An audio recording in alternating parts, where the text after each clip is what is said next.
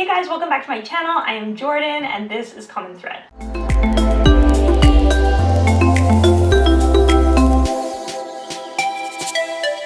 Today I'm going to be walking you through how to print, assemble, and cut out your PDF sewing pattern. I know that this can be a little bit of a learning curve for people who are brand new to sewing or who have just used envelope patterns. So this is just a quick tutorial on how to put it together so that you can feel confident and get going on your next sewing project. Obviously, the first thing you're going to need is a PDF sewing pattern. So I'm going to link below a video I did with my favorite 10 free sewing patterns that you can download online. So I'm just going to link that right below. You can go and find yourself a nice pattern, or if you already have a pattern, then I'm going to walk you through, first of all, the printing, then we'll talk about assembling it together, and third, we're going to be talking about cutting out your sewing pattern, and then last of all, I'm going to give you a couple of tips on how to store your sewing patterns, because this can get a little bit tricky when you're working with PDF patterns and you've got all these pieces of paper and things don't necessarily fold perfectly when you try and fold them. So stay until the end to get my tips on that. Alright, so we're going to go ahead and open up our PDF pattern. If you've just downloaded it and not put it into a separate file, it may still be under download, so make sure you check that. And today we're going to be printing out the Seamwork bow pattern. And with Seamwork, you can see there's a bunch of different PDFs that you actually download. So there's going to be contents, instructions, and then 2 of their sizing for the print at home, and then 2 of their sizing for the print shop. So make sure that you're printing out the correct sizing, and then also make sure you're printing out the print at home, not the print shop. So as you can see here, each of the pages is all numbered and going to be all fit together. So what we're going to print out first is just our test page at the top there. As you can see, these are all sized for US letter size. So you can print it on other paper if you want, but you're just going to be folding up more. So go ahead and click on print. And I'm going to make sure that I have my correct printers since we have multiples going on at our house. And then as you can see here, it's actually going to be letter size, not legal size, which is what it was set to before. And then the big thing is going to be the fit. So we don't want to have it fit to page, we want to have it actual size. So that's the big one that you want to make sure that you're clicking on when you're printing. And then we're just going to print this first page, so just current page. And then we're going to measure it and make sure that that's correct. Now, if your printer is having a hard time with it, you might find that you need to go ahead into advanced and click on print as image, or it'll say something like that. And that's just going to be a little bit less for your printer to process. So once you have that tester page printed out, you're going to take measuring tape or a ruler and you're going to measure and make sure that test square is dead on, because you don't want to assemble a piece of clothing that's going to be the wrong size for you. So double check that first, and if that's good to go, then just go ahead and print out the rest of your pattern.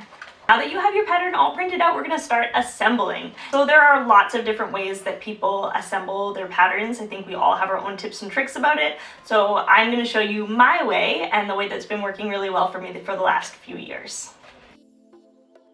So to get started, we're just going to lay out our pieces for the top row here. And I like, whenever I can, to assemble each pattern piece individually.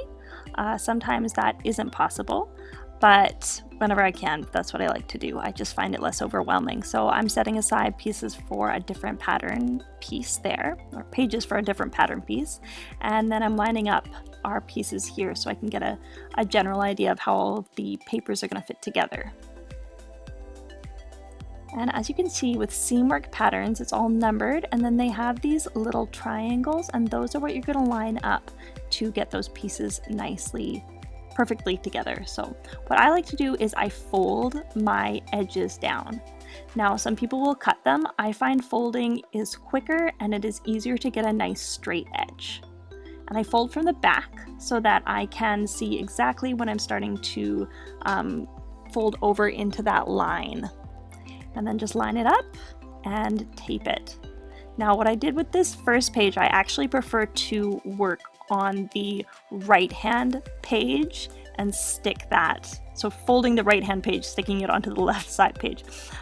So that's what I'm going to do for the rest of this. I just did it backwards for the first one, but as you can see, it's just easier to fold over and tell exactly where that line is, and just makes it so much easier to line it up, I find.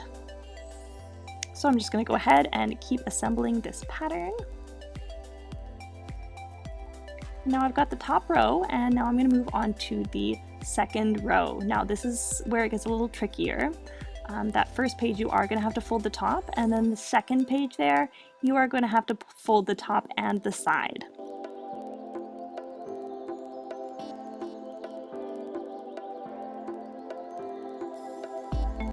So first of all, I'm going to be folding the top edge and then the side edge. It's really up to you which order you want to do it in. And then I usually like to try and line up the side first and then line it up to the top. So just get those all in place and tape them down, and then we can continue getting our pattern together here.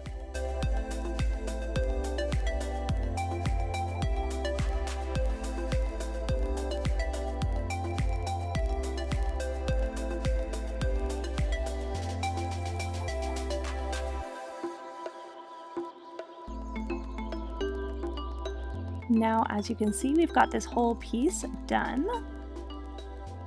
And now we can move on to our next pieces. So I am going to just follow that system of folding the edges and put them together.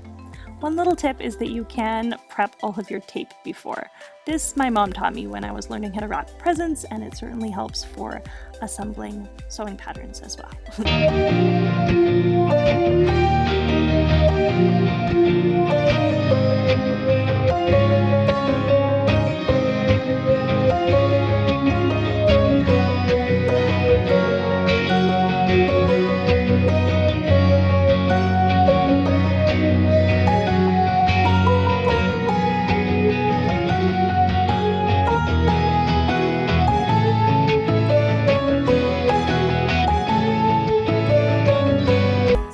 All three of our pattern pieces assembled, it is time to cut out. You can use scissors or a rotary cutter. If I'm using scissors, I like to use a colored pencil to go along my cut line. I just find that, especially on more complicated pieces, it really helps to not lose your place while you are cutting. If you're using a rotary cutter, I like to have one rotary cutter that I actually just use for cutting patterns. And usually that one just has a really dull blade anyway, so I'm not worried about cutting paper with it. And I find it a little bit easier usually to follow with a rotary cutter along the cut line, but if you want, you can also use the colored pencil trick for that too. And just take your time around those corners. Those can be a little tricky with the rotary cutter. So I hope that's helped you figure out how to assemble your next PDF pattern. And now for my final tip on storing your PDF patterns. There's a few ways you can do this. You can either use clamp hangers that are going to clamp together all of your pieces of your pattern and hang those up. I don't really have space for that, so what I have found works really well is just these simple file holders. And these ones specifically have a zip top, so everything stays inside. And then I just make sure that I have the name of the pattern, or if I have an image of the pattern, even better, and I just have that facing forward. And this way it is really easy for me to figure out all the pieces to my pattern, because when you have like 20 or 30 different patterns, it's really easy to lose those small pieces, and then you're scrambling in the middle of a project trying to find them. So these I just picked up at the dollar store for I think $1.50 each, and they have been worth every penny because it does just help me keep everything organized. Another tip is to keep all of your pattern pieces individually folded, so you're not folding all of them into one, you're actually keeping each individual piece folded separately, and then with the name of the pattern piece on the outside. So it's really quick and easy if you are needing to make another tie for a dress, or maybe if you forgot to add a dart line or something like that, you can go back, pull your pattern piece out, and it's going to save you a lot of time. I hope that this was a helpful video for you. If it was, please give it a thumbs up and comment below what your next project is going to be. And I look forward to seeing you guys in my next video. Bye.